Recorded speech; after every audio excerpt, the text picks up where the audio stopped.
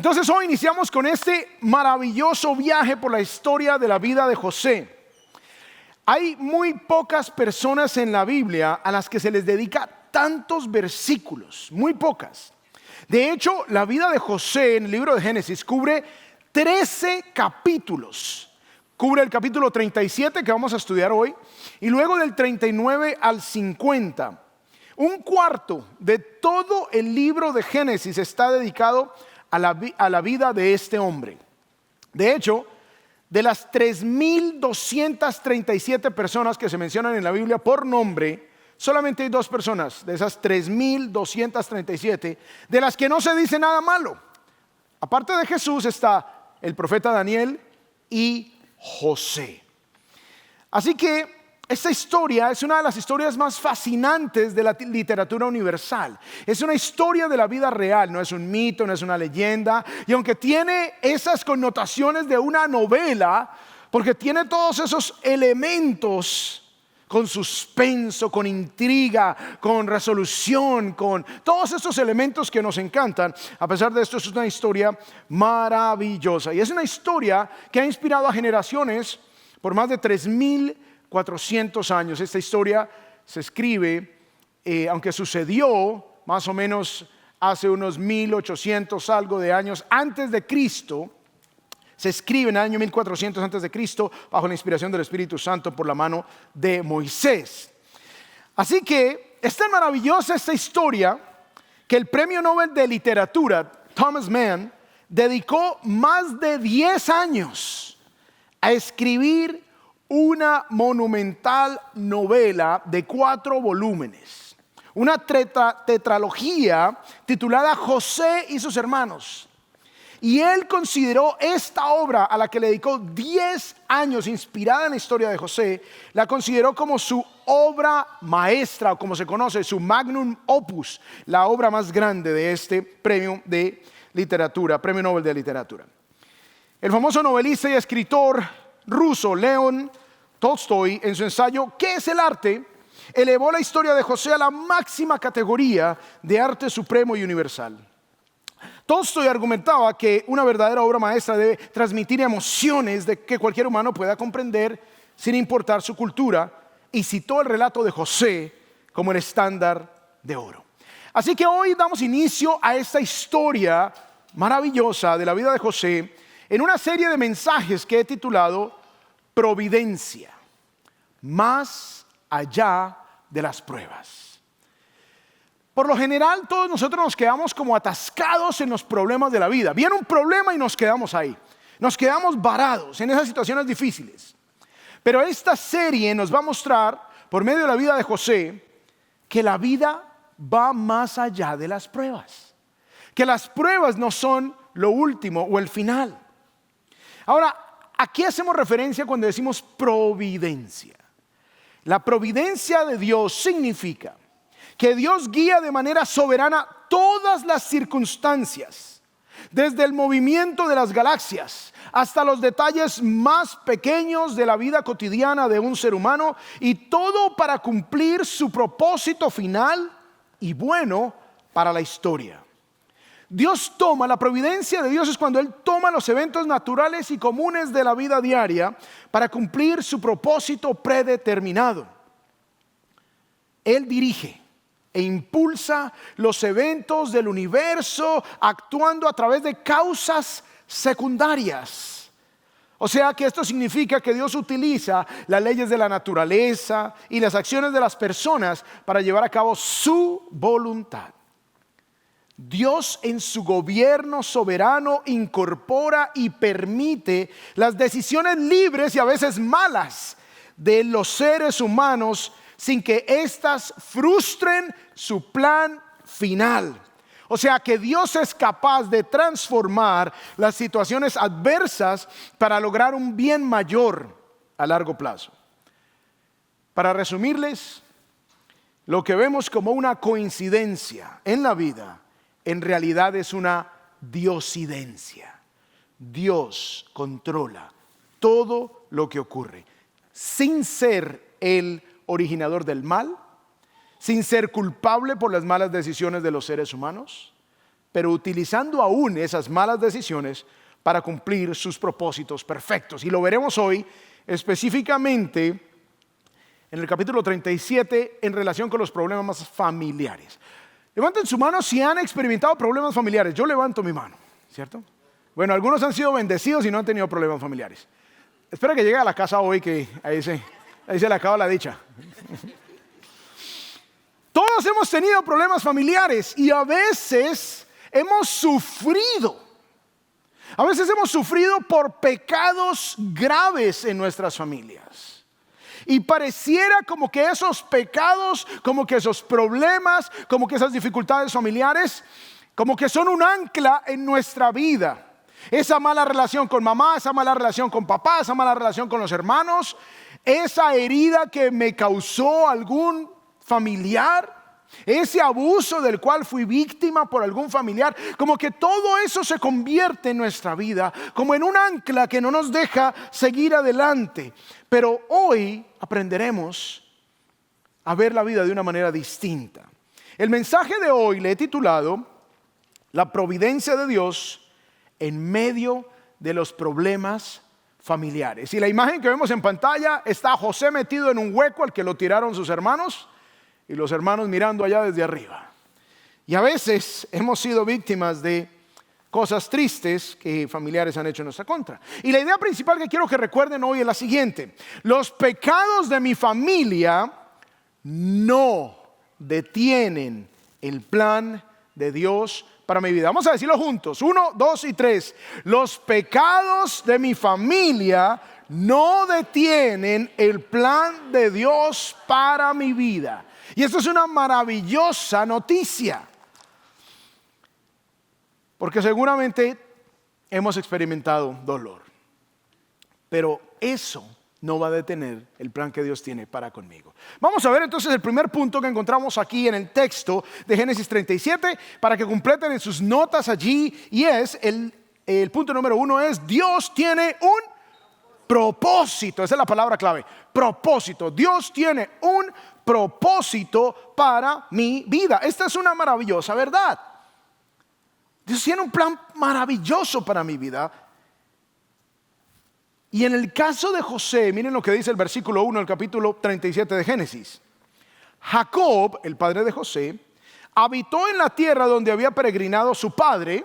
El padre de Jacob se llamaba Isaac, en la tierra de Canaán. Entonces se encuentra la tierra de Canaán, que luego se convirtió en la tierra de Israel. Así que nos ubica el relato de Génesis 37, allí en esta tierra, con Jacob viviendo con su familia.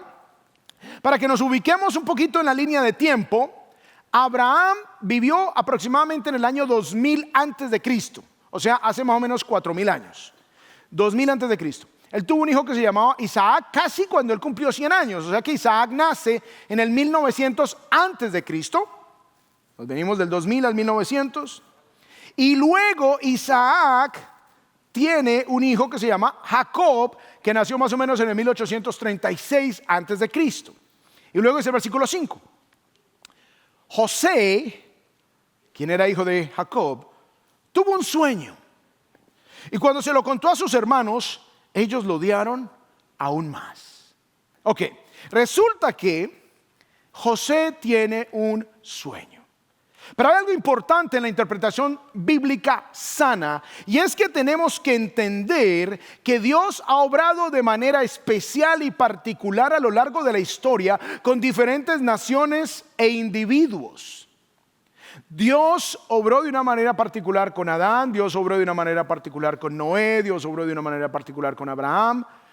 Y hay muchas cosas que tenemos que hacer esa distinción, porque o si no vamos a pensar que lo que Dios hizo con algunos en el pasado lo va a continuar haciendo con nosotros hoy. En este caso, Dios va a manifestar su voluntad a través de un sueño a la vida de José. Pero resulta que hoy día Dios ya no habla por sueños. Algunos dirán: ay no, pero es que yo el otro día me soñé. Sí, pudo ser tus deseos, pudo ser tus temores, pudo ser los taquitos que te comiste extra.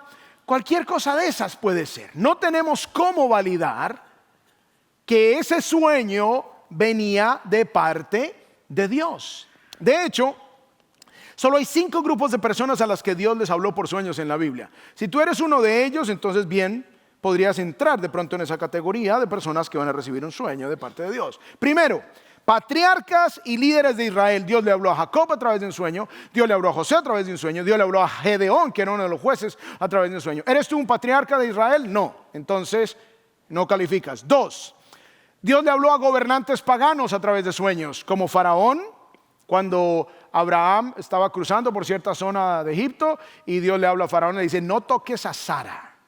Entonces le habló a través de un sueño, luego le vuelve a hablar a través de un sueño cuando ya iba a liberar Dios a los israelitas de Egipto. Dios le habla a Abimelech, otro rey pagano. Dios le habla a Nabucodonosor, rey de Babilonia, a través de un sueño también. ¿Eres un rey gobernante pagano? No. 3, personas en el Nuevo Testamento estrechamente relacionadas con Jesús en su existencia presencial humana. Por ejemplo, Dios le habló a José, el esposo de María, padrastro de Jesús, a través de un sueño. Dios le habló a través de un sueño a los reyes magos y les dijo: cojan por otro lado porque Herodes quiere matar al niño. Entonces no le digan nada y váyanse.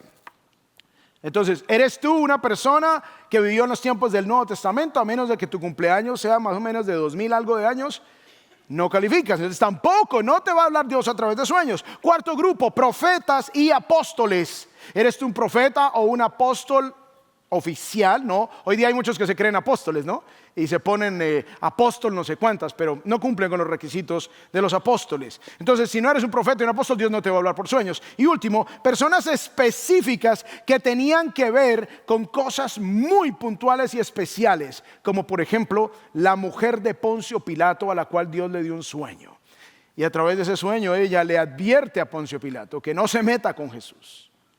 Así que ninguno de nosotros entramos en la categoría de las personas a las cuales Dios le habló por sueños. Por lo tanto, no se dejen engañar con esos falsos personajes y líderes religiosos que andan diciendo que tuvieron un sueño y que ese sueño era de Dios y que Dios le dijo algo secreto que no se lo dice a nadie más. Así empiezan las sectas. Pero cuando nosotros nos basamos solo y exclusivamente en la palabra de Dios, vamos a estar seguros.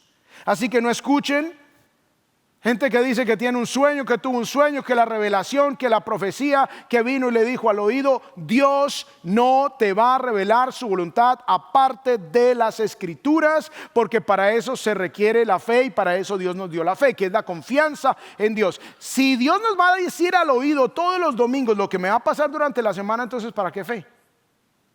Y no hay manera de verificarlo. No hay manera de verificar. Y sí hay mucho riesgo de que seas engañado, de que te vengan a dar profecías, mensajes místicos y que no están aquí sustentados en la palabra de Dios. Versículos 6 y 7 dice: les va a contar el sueño que tuvo José. Y él les dijo: les ruego que escuchen este sueño que he tenido. Estábamos atando gavillas en medio del campo y sucedió que mi gavilla se levantó. O sea, estaban los 12 hermanos atando gavillas, cogiendo quizás cebada o trigo y armando esos montones. Pero dice que en el sueño la gavilla de José se puso de pie, se puso derecha, y entonces las gavillas de ustedes, o sea de los otros 11 hermanos, se ponían alrededor y se inclinaban hacia mi gavilla. Vamos a imaginar cómo se vería este sueño. Está el manojo de José y luego entonces las otras gavillas inclinadas. Ya podemos interpretar fácilmente el sueño, ¿no? Miren lo que dicen los hermanos, versículo 8. Y sus hermanos le dijeron: ¿acaso reinarás sobre nosotros? ¿O acaso te enseñorearás sobre nosotros? No se ha atrevido José. ¿Cómo se le ocurre? Ahora entonces vamos a salir a deberte, vamos a servirte, vamos a inclinarnos ante ti. Pero como veremos más adelante, este sueño fue una manera como Dios mostró con anterioridad su plan para la vida de José. Esto que soñó José se cumplió con el tiempo. ¿Cuál es la diferencia? Que tú y yo no tenemos el privilegio de que Dios nos muestre cuál va a ser su voluntad individual y específica para nuestra vida. Solo la descubriremos cuando pase. Y de nuevo, quiero hacer énfasis en esto de las profecías. Yo conozco pastores que dicen profecías y todas esas cosas. Yo he ido a iglesias donde me han echado profecías. Y es algo curioso. Generalmente las profecías son de abundancia, de prosperidad, todo es a las naciones. O sea, yo no he visto a nadie que siempre le profetizan, serás un pastor a las naciones. O sea, nunca le dicen, serás un pastor de un pueblo olvidado. Nunca le dicen a la persona, tú serás el que lava los baños en la iglesia. Nunca. Entonces, hay algo raro, hay algo extraño. Siempre son cosas grandísimas. ¿Y cuál es el peligro de eso?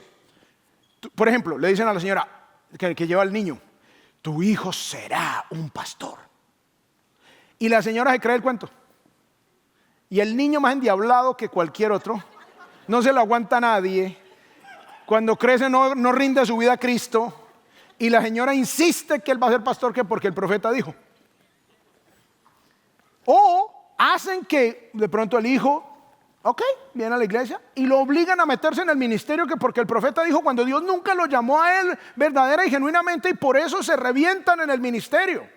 Porque el ministerio no es fácil. El ministerio son críticas constantes, son ataques, gente te persigue y obviamente hay malos ejemplos de pastores. Entonces, cuando tú dices que eres pastor, usted es ladrón también. Ya le saca la plata a la gente.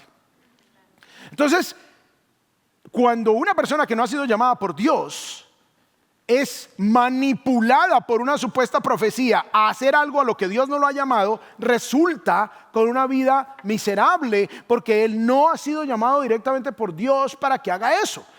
Es simplemente porque al profeta supuesto le pareció chistoso, le pareció para darle ánimo a la señora que la vio como triste, decirle que el hijo, como si las otras funciones dentro del cuerpo de Cristo no fueran importantes. Si solamente fuera importante el pastor, de hecho, nada de lo que ustedes ven ocurriendo acá podría ser si no es por todas las personas que están trabajando hombro a hombro junto al equipo pastoral y el equipo de enseñanza aquí. Yo no hago las diapositivas, yo hago el sermón, pero otras personas hacen las diapositivas, los organizan a ustedes, están allá atrás, la alabanza, el café, la bienvenida, la logística, son decenas de personas que se requieren para organizar un ministerio como el nuestro.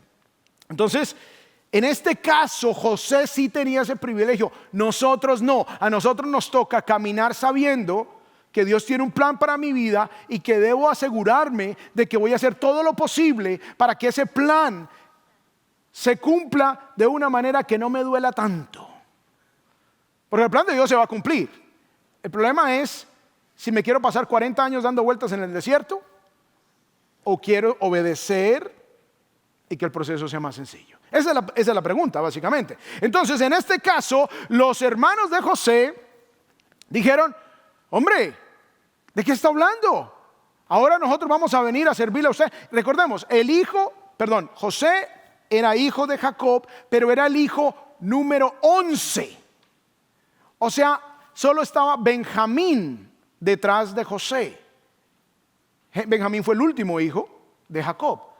O sea que José era de los hijos menores. Imagínense la furia de los hermanos mayores en una familia de una sociedad patriarcal organizada en donde los mayores tenían autoridad sobre los menores. Entonces era un insulto. Y luego dice el versículo 9, José tuvo también otro sueño. O sea, les hago énfasis en todo esto porque no quiero que la otra semana vengan a decirme, pastor, el Señor me dio un sueño.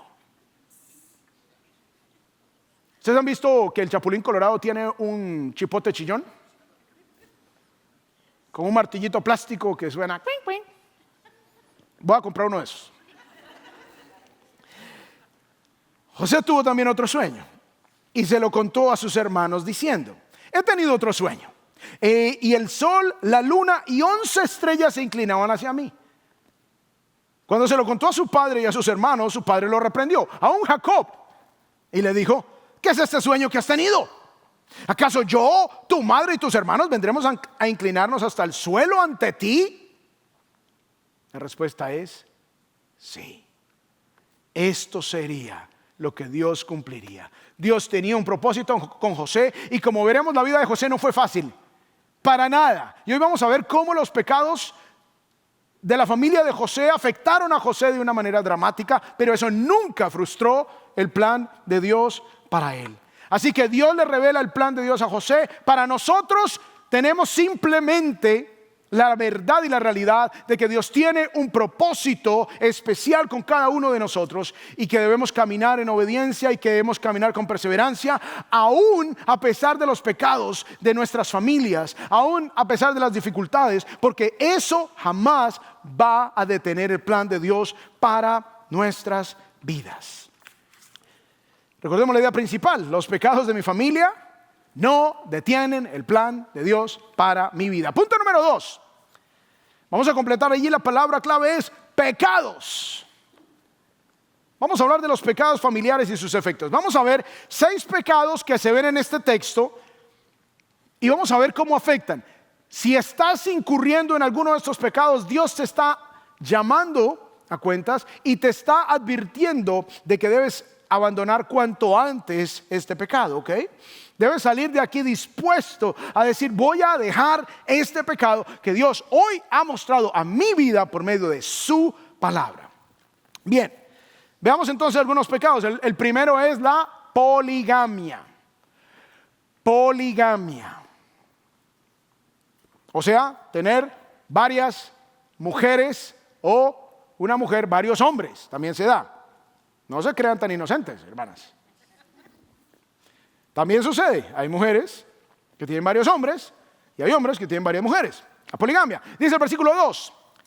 Esta es la historia de las generaciones de Jacob, cuando José tenía 17 años. Entonces nos pone la historia en Canaán. José tenía 17 años, era un adolescente, y como adolescente se sueña este sueño y viene y lo da a la familia sin quizás prudencia, ¿no? Como diciendo: bueno, todos ustedes se van a inclinar hacia mí, ¿cómo les parece? Y dice acá: entonces, cuando José tenía 17 años, apacentaba el rebaño con sus hermanos. El joven estaba con los hijos de Bila y con los hijos de Silpa, mujeres de su padre, y José trajo a su padre malos informes sobre ellos. Muy bien, es el momento de sacar nuestro árbol genealógico, y lo tenemos también aquí en pantalla. Entonces, arriba tenemos a Abraham, que fue el hombre a que Dios llamó para formar una nueva nación. Por medio de él, su esposa era Sara. Ellos tuvieron un hijo que se llamó Isaac y se casó con Rebeca. Y ellos tuvieron un hijo que se llamó Jacob, que Dios luego le cambia el nombre a Israel. O sea que estos hijos de Jacob se convertirían en las tribus de Israel. ¿Ok? Recordemos, estamos en el año 1800 más o menos antes de Cristo. Y Jacob le dio por tener 4 mujeres. ¿Ustedes se imaginan los conflictos en la casa? Y la Biblia narra los conflictos. Miren, la esposa que está a la izquierda en nuestra gráfica, Lea, era hermana de Raquel, la que está a la derecha. Imagínense 2 hermanas con el mismo marido. Lea tuvo 6 hijos de Jacob. Ahí están los números en el orden en que nacieron los hijos. Luego, la sierva de Raquel se llamaba Bila y la sierva de Lea se llamaba Silpa. O sea que Jacob también tuvo 4 hijos, 2 con cada una de las siervas de sus esposas. O sea, el hombre tenía 4 mujeres, 2 esposas y 2 concubinas. Y resulta que Raquel fue la mujer a la que él más amó. Recuerden que la historia nos cuenta que Jacob trabajó 7 años para poderse casar con Raquel, y el suegro lo engañó y le dio fue a Lea.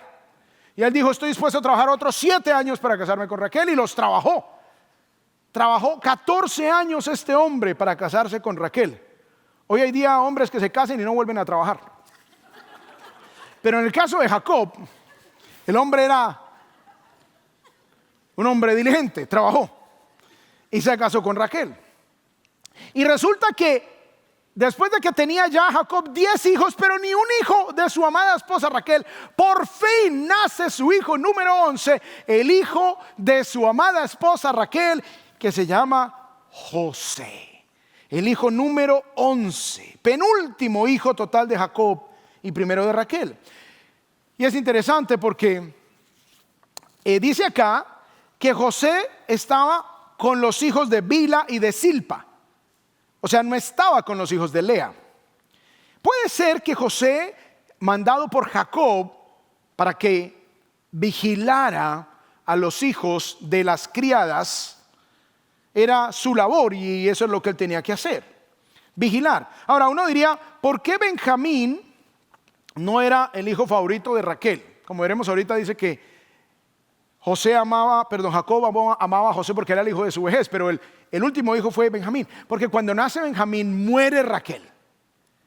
Es posible que Jacob en su corazón pues se alegró tanto de su primer hijo, de su amada esposa Raquel, José, y luego el otro hijo de alguna manera podría en su mente decir, mató a mi esposa, o por causa de él muere mi esposa.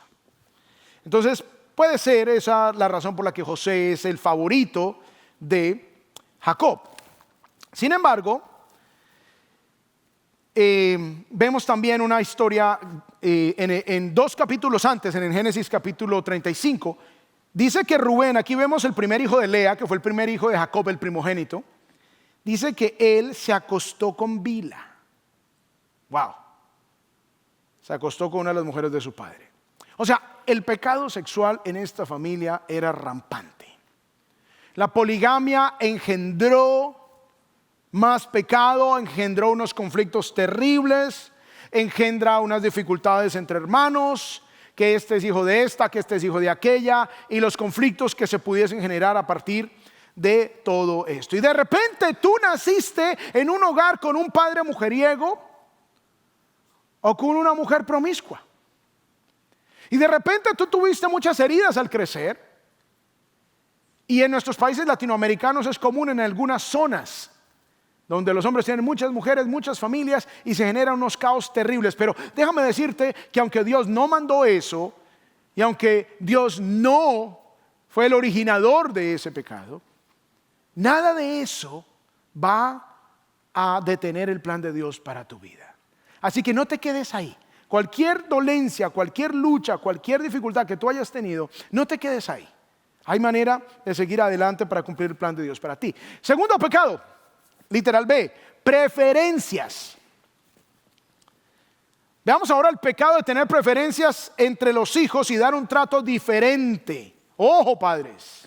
Dice el versículo 3, Israel, o sea Jacob, amaba a José más que a todos sus hijos, porque era él el hijo de su vejez, y ya les expliqué por qué quizás no era Benjamín el preferido, y le hizo una túnica de muchos colores.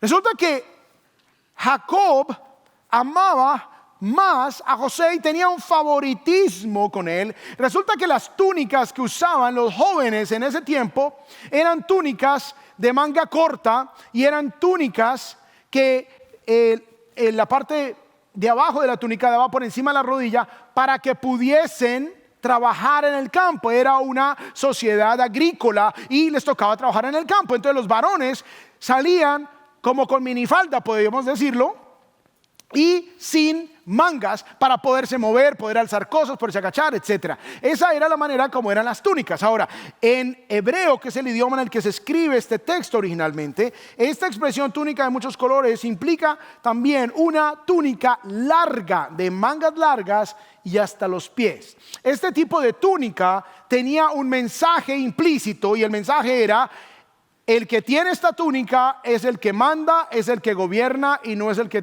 hace trabajo pesado. Es el gerente, es el administrador, es el gobernante, es el que tiene la autoridad. Entonces Jacob, al darle esta túnica a José, estaba expresando su preferencia por él, y obviamente esto engendra también bastantes dificultades. Dice el versículo 4, y sus hermanos vieron que su padre amaba más a José que a todos ellos. Y saben que Todos los seres humanos nos damos cuenta cuando hay preferencias sobre nosotros. De repente tú creciste siendo el favorito o de pronto siendo el no favorito. Y eso te dolió en tu corazón. Y de repente, padres, si incurrimos en esto, tenemos que pedir perdón. El pedir perdón restaura las relaciones. Y si tú reconoces que tuviste preferencias, nunca es tarde para pedir perdón. Cuidado con los que tienen varones y los que tienen niñas en el mismo hogar, que ponen a las niñas a servir a los varones y después los varones no sirven para nada. No dejan que el varón lave un plato. No. María Claudia, lave el plato, hola. No permita que Estevita lo lave. Eso son preferencias, eso trae dolor, eso engendra resentimiento.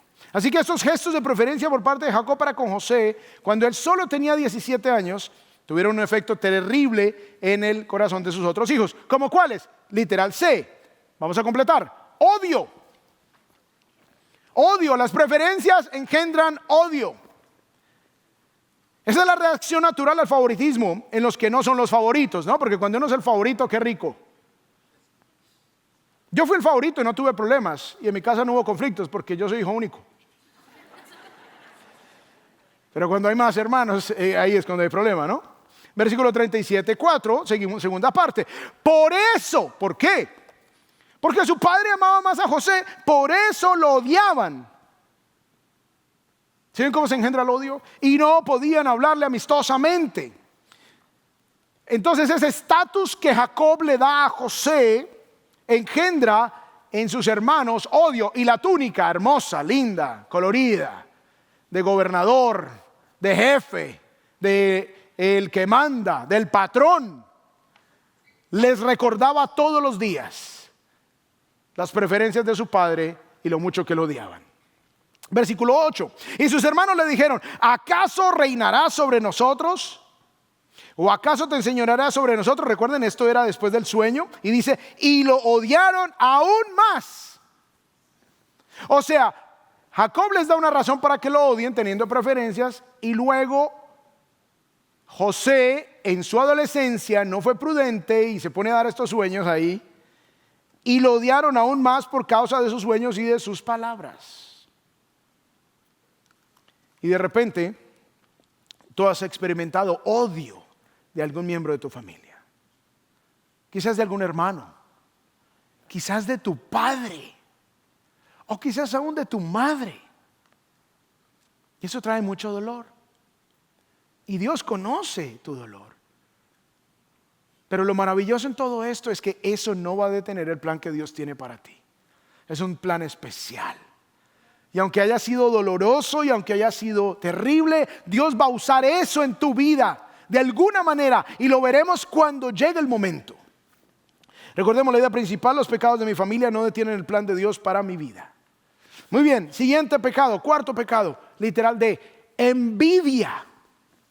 Envidia, dice el versículo 11. Sus hermanos le tenían envidia. Envidia es cuando me genera malestar el bien de otros. Envidia es lo que sentimos cuando estamos viendo redes sociales y vemos al primo que le fue mejor que a mí. Ese malestar, esa molestia. Pero su padre reflexionaba sobre lo que se había dicho. O sea, Jacob estaba pensando: wow, estos sueños de José, ¿será que esta es la voluntad de Dios? ¿Esto será que es lo que va a pasar? Pero mientras tanto, sus hermanos no reflexionaban en eso, sino que le tenían envidia. Versículo 12. Después sus hermanos fueron a apacentar el rebaño de su padre en Siquem. Versículo 14 y 17b. Entonces Israel le dijo a José: ve ahora y mira cómo están tus hermanos y cómo está el rebaño, y tráeme noticias de ellos. O sea, José se convierte en el informante de su padre. En Colombia decimos el sapo de la familia. Lo envió pues desde el valle de Hebrón, y José se fue a Siquem. Entonces José fue tras sus hermanos y los encontró en Dotán. Luego viene la malicia. La malicia. Esta malicia se podría describir como la disposición del corazón de hacer lo malo o lo perverso. Entonces viene la poligamia, las preferencias, viene el odio, viene la envidia y luego empieza a engendrarse la malicia. Ese odio no controlado empieza a alimentar cada vez más el corazón, a tal punto que lo lleva a planear mal en contra de los demás. Versículo 18 al 20, cuando ellos lo vieron de lejos, entonces José va a buscar a los hermanos, enviado por Jacob, para que le traiga un informe de cómo están, si están trabajando o no. Cuando ellos lo ven de lejos, y antes de que se les acercara, tramaron contra él para matarlo. Miren hasta dónde llega un odio y una envidia no controlada. Y se dijeron unos a otros, aquí viene el soñador. La ironía, ¿no? El soñador. Ahora pues vengan, matémoslo y arrojémoslo a uno de los pozos y diremos, una fiera lo devoró. Entonces veremos en qué quedan sus sueños. Dios había revelado su plan y su propósito con José. Los pecados de la familia intentaron frenar el plan de Dios con José. Y de repente nos ha pasado, de repente hemos sido víctimas de gente en nuestra familia que ha intentado hacernos daño, y cualquier daño que se haya hecho no frenará el plan y el propósito de Dios con nuestras vidas. Así que ellos quisieron, vamos a matarlo, a ver dónde le quedan los sueños, a ver si nos vamos a inclinar ante él, a ver si un día hasta nuestros padres se van a inclinar hasta él, vamos a matarlo mejor.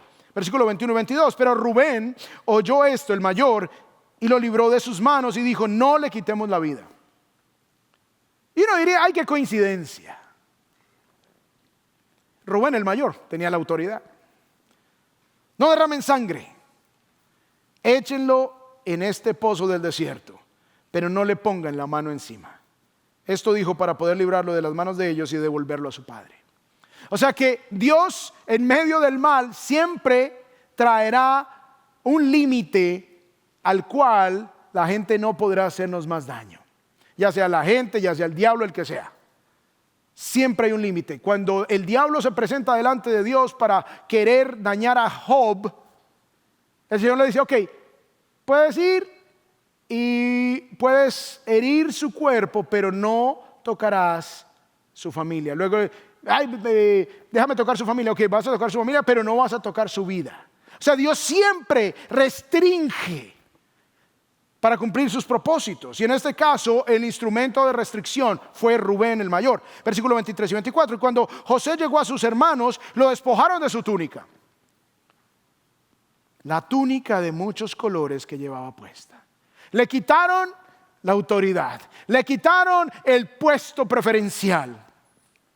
Lo tomaron y lo echaron en el pozo. El pozo estaba vacío, no había agua en él.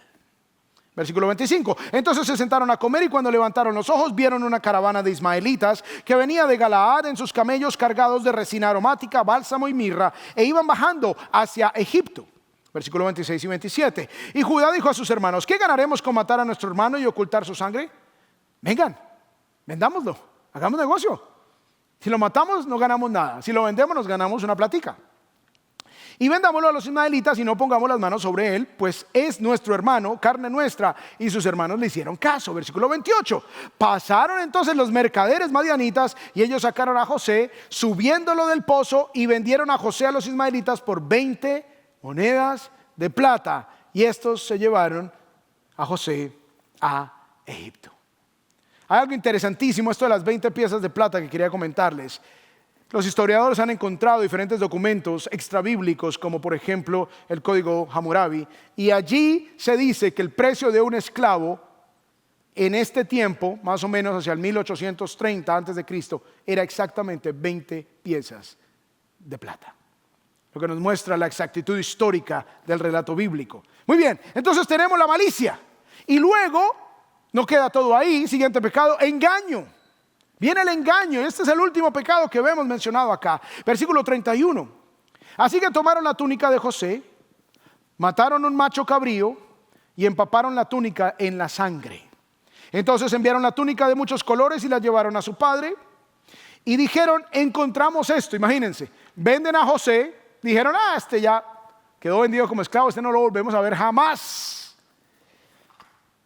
Matan un macho cabrío, lo empapan de la sangre de la túnica y lo llevan a su padre y le dicen: encontramos esto, te rogamos que lo examines para ver si es la túnica de tu hijo o no. Engaño. Y él la examinó y dijo, versículos 33 y 34, es la túnica de mi hijo, una fiera lo ha devorado. Sin duda José ha sido despedazado. Jacob rasgó sus vestidos, puso cilicio sobre sus lomos. Era la manera de expresar duelo, echar ceniza sobre sí, y estuvo de duelo por su hijo muchos días. Engaño.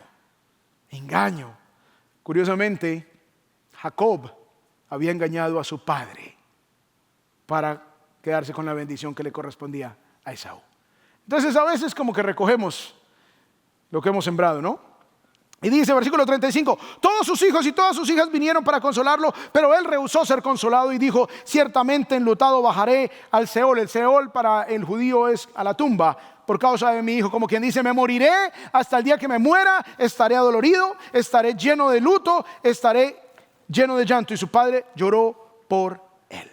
No olvidemos la idea principal: los pecados de mi familia no detienen el plan de Dios para mi vida. Y último punto: Dios soberanamente usa las decisiones de otros para cumplir su plan en mi vida.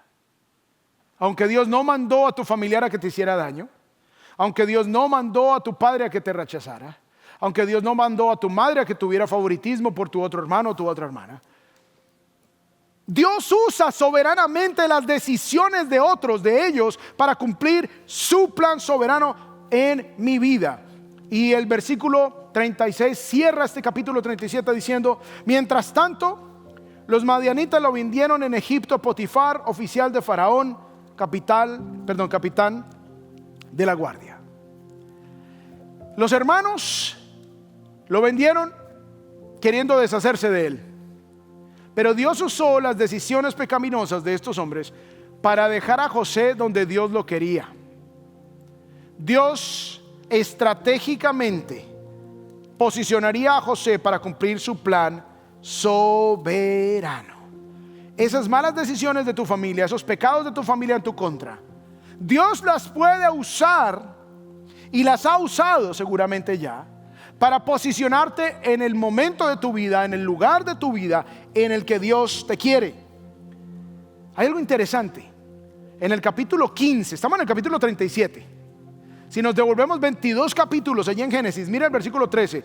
Dios le dice a Abraham, antes de que le cambiara el nombre a Abraham, Dios le dice a Abraham, ten por cierto que tus descendientes serán extranjeros en una tierra que no es tuya, donde serán esclavizados y oprimidos durante 400 años. O sea, Dios le dice a Abraham, casi 200 años antes de que naciera José, y le dice, tus descendientes van a vivir en una tierra que no es la de ellos, o sea, Egipto, y allí vivirán esclavizados por 400 años. La pregunta es, ¿cómo llegaría la descendencia de Abraham a Egipto? Algunos dirían, wow, miren, se dañó el plan de Dios, estos hombres envidiosos, malvados, llenos de odio, malicia. Sin embargo, Dios usó sus decisiones para cumplir su perfecto plan. Cualquiera que haya sido la circunstancia en tu vida, la pregunta no es por qué viviste lo que viviste. La pregunta es, ¿cómo encaja esto que viví, que me dolió? ¿Cómo encaja esto que me hirió en mi familia para cumplir el perfecto propósito de Dios en mi vida? Esa es la pregunta. ¿Cómo encaja esto, Señor? Y como no tenemos el privilegio de José, que vamos a tener ni sueños ni tampoco profecías, nos toca caminar en obediencia, confiados en que Dios cumplirá su perfecto plan. Amén. Vamos a orar.